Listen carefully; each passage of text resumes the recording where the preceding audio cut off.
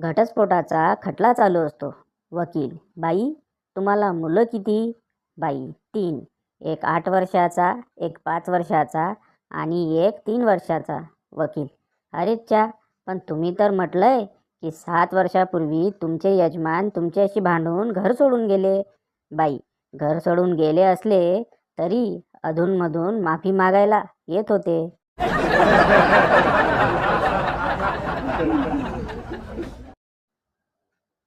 काल एका लग्नाला गेलो होतो. तिथे एक मुलगी फार आवडली. नंतर कळलं तिचंच लग्न आहे.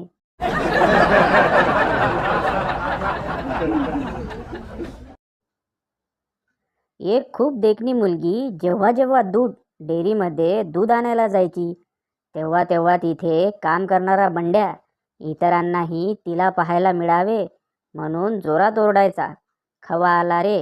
एक दिवस त्या मुलीच्या लक्षात सर्व प्रकार आला. नेहमीप्रमाणे बंड्या ओरडला, खवा आला रे. मुलगी लगेच मंगळसूत्र दाखवून म्हणाली, पण उष्टा झाला रे.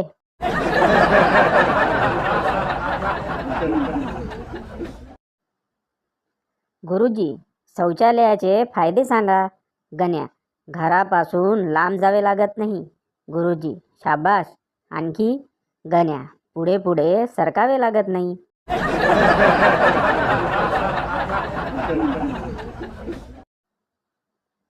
एकदा बाहेर जोराचा पाऊस चालू होता म्हणून नवरा घरी उशिरा येतो. बायको: काय हो, बाहेर एवढा जोराचा पाऊस पडतोय, घरी यायला एवढा उशीर का केला? लवकरच निघून यायचं ना.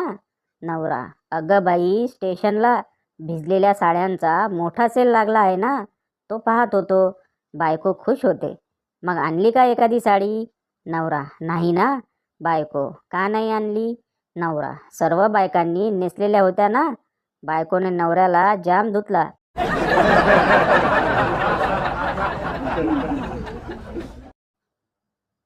जेवलीस का? 4 तुफान यशानंतर सादर आहे एक अजून लय फेमस प्रश्न. तुमच्या तिकडं पाऊस आहे का?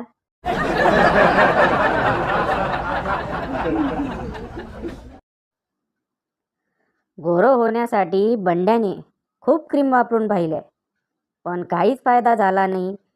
शेवटी कंटाळून त्याने ओप्पो मोबाईल खरेदी केला.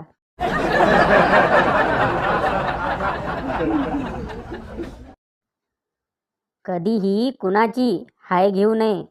परवा सकाळी सकाळी शेजारीन हाय बोलली आणि मी घेतली अन बायकोने बघितली.